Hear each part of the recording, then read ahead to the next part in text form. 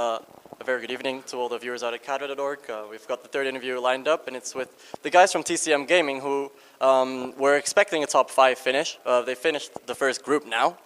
It was quite close, but you got second in the end, so I guess it's all good.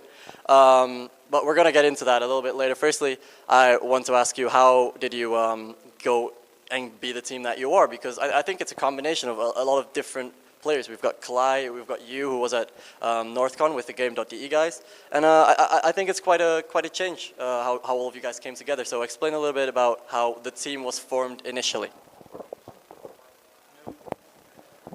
Yeah, first of all, after the mouse season, we already planned a team with Tony, and yeah, then we find flow very quickly as well. So we just looked for a 5th player, and then Game asked me to play NorthCon with them, with Klai. And yeah, it was like I knew him 1 week, and it was like I knew him for 2 years then. So yeah, I said to Strux, and we should pick him.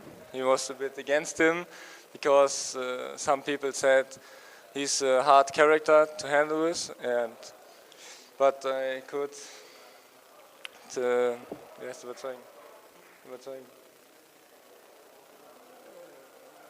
Yeah, I made him to join the team. Yeah, so can I ask you why you were against it initially? Apart from the fact that he's a hard character, do you really have you changed your mind now that you know him a little bit better, or?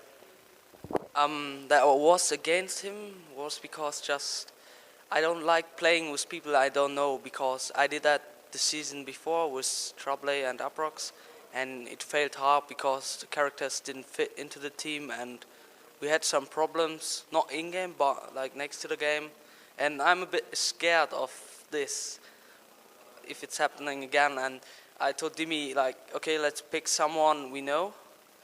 We did that with Tony and Flo, and yeah, but like anyway, I think Ani was the best choice in the end, so we could mate. I don't know, we couldn't get another one, which, who, should be better. Alright.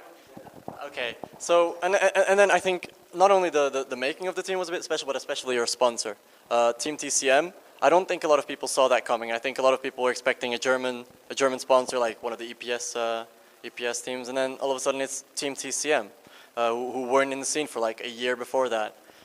Can you explain a little bit? Did they contact you? Did you contact them? And how did the relationship start off? Was it straight off the bat you saw, oh, this is the sponsor that we gotta have?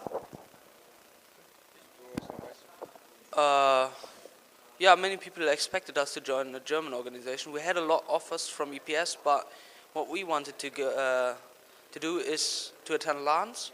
It is more important for us to attend events than EPS, and yeah. There are some really good organizations in Germany, but they all had a team, and yeah, there wasn't an organization who could send us to many events, maybe to one, but it was too less, and we decided not to play EPS then. Yeah, we made the news about the team and just waited for offers, and the TCM offer came in. It was really nice for us. We have been talking a long time until the contract was signed, but yeah, I think everyone is happy in the team, and TCM is happy, and yeah, it's a good relationship. Now, I heard this, I read this in another interview actually, that you guys have a really special way of playing, I think, because every map you have a different role set for all the players, and I think that must be really hard to deal with, because every map you're going to have a totally different play style, you're going to have another view on how you're supposed to play. Can you explain a little bit how you have order in this seeming chaos, and do you think that it's a hard way to play, but do you think the advantages of surprising enemies like that and having different expertise on each map outweighs the fact that maybe you have to train a little bit more? Yeah, first of all, we spoke about every map, and I every time asked who wants to play where, like especially players like Flo and Klai, because they are not that experienced. So I asked them where they love to play, or where did they play in the other teams they were. Yeah, and so we just make it a way to play the maps. Like if Clyde wants to play long on Dust 2, we said, okay, play long.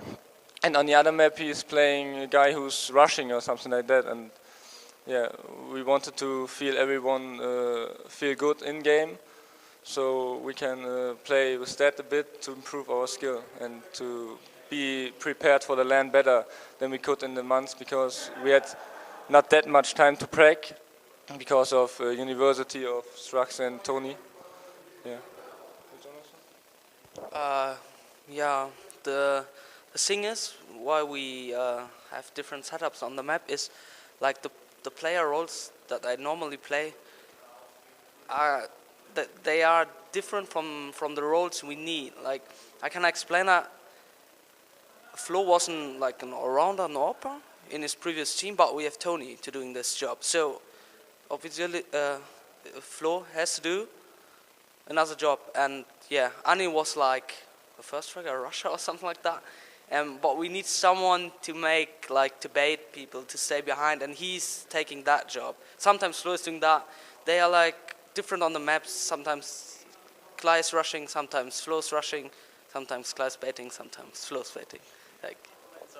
But do you think that, because it's obviously for the best for everyone, but do you think this playstyle has downsides? Like, is there trouble within the team sometimes when maybe it's not really clear what someone is doing, or maybe someone disagrees? Actually, let's say 2 players want to play B and you only need 1. Does that happen at all? It didn't happen in that team. It was like Tony and me were saying we can play everywhere, so just Klai and Flo should say where they want to play, and then we said, okay, I'm doing that shot, I'm doing that job. Yeah, and Strux always playing the guy who's taking control about the map, so it was very easy. There were no problems for us. No? No, okay, no. All right, so let's move on. In the up run to TCM, to this LAN, you said practice was okay, but it wasn't really great. Can you maybe give us a little bit of insight in your practice schedule? I mean, you're not really active in a lot of online leagues right now because obviously you're quite a new team. So do you think you're missing out because you're not playing that many officials and you're not playing EPS and all that? Is there any truth in that?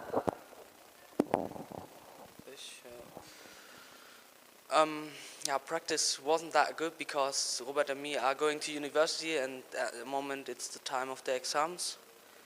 And yeah, what is missing in our team is the experience to play together in official matches, because we have only played 1 cup, like 3 or 4 matches before that.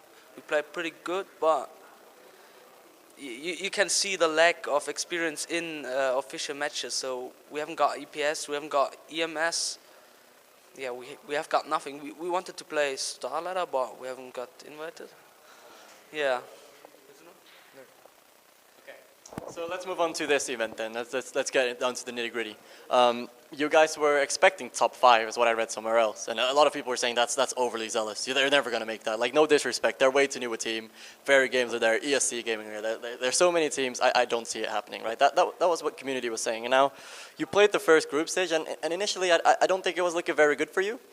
I think it was quite close actually. I remember you coming over to me and saying, "Are we through?" I don't even know. And then you end up getting second, right? So how do you feel right now after playing the first matches? Were they convincing? Are you going to improve later today in your matches? Do you think that you're going to get through the second group stage at that?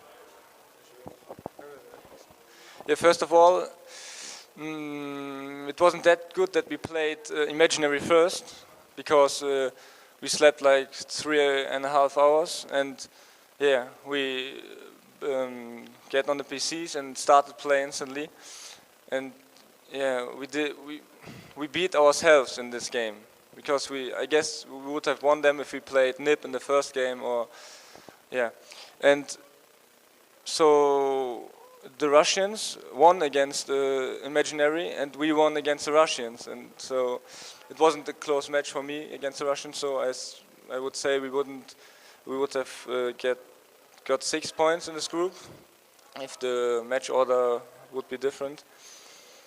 Yeah. So, but you can't go in a tournament and say, okay, I'm losing in the first round. So you have to say something, and I guess we can still get to the top 5 in the tournament. And I don't care if someone is saying, no, you can't, because they are not playing, I'm playing. And if I say we can do that, yeah, that's my opinion. I mean, we didn't say we're gonna make the top 5. We said we can make the top 5, and yeah, it's still our goal. It's still makeable. Yeah, to the group stage to explain it, we have learned on ESWC. Tony's making fun of us. We have learned on ESWC that the first match is always the hardest one. Like on ESWC, we nearly lost to Lowland Lions. Same way here. We have been driving for 13 hours, then slept 3 hours, get on the PCs and had to play. And yeah, normally the match was already won, but we were beating ourselves, yeah. And then it came to NIP. We didn't expect to win them or to even come close, so it looked pretty bad, like for us, because we lost the first match, but we still got the third match. We were still motivated, and yeah, we came back into the game. It was pretty close now, but everything can happen from now in the second group stage. So, what are you going to do? You say the first match is the hardest. So what are you going to do to prevent that from happening in the second group stage? Because it seems that, right, you got to burn from the first moment. You've really got to go. So how are you going to change your motivation to make sure that in the second group stage, the first match is your strongest? Let's put it that way. It's a bit different than in the first group stage because we already played on the PCs. We know how to set up. We know like the tables, the chairs, the location. We know everything. We are quite like, yeah, we are quite waked up now. Like because the days some longer, we eat something and it's a bit different. Like the only problem is we haven't played for like 6 hours now, and other teams have been playing, and they are like warm up and yeah, they are used to the PCs. We have to get a bit back into the game, but should be okay. So the final question is the event. We've only had one group stage, but I think you still managed to get a little bit of an impression. Obviously, with us hosting the tournament, we want to give you the chance to give us some feedback. What is good about the event? What do we need to change? What do you absolutely not agree with? Let us know how we can improve. The only thing I don't like are the prizes for the water or something like that. But the rest, everything is perfect. Don't know, there wouldn't be a delay if the PC and faculty would work. It would be everything nice, and yeah, I guess it's getting more and more interesting for other organizations to sponsor or to give more prize money, and I think if this will continue like this, it will be a big tournament in some days.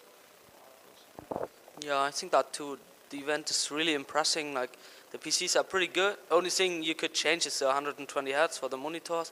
You got big tables. The admins are not putting stress on you. You have time to warm up. You have time to go to the toilet, to smoke, to eat something. Yeah. The only bad thing is maybe the price of the water. I paid €7.50 for like water, but everything else is fine. This is 5-star hotel water though, like you have to realize this is top of the line water, okay? I want to thank you guys for the interview. It's always great, especially having you on the screen. You weren't doing all the funky things that you were doing last time at Northcombe, but it's still a pleasure. And Struxy, thank you for doing the interview as well. I'm going to give you guys the last words, do some sponsor shout-outs, thank your fans, and do all that. Yeah, I think we want to thank TCM and everyone else in the community who's supporting us. And like you can take the microphone, I can show my back, all the sponsors on it. So everyone can see.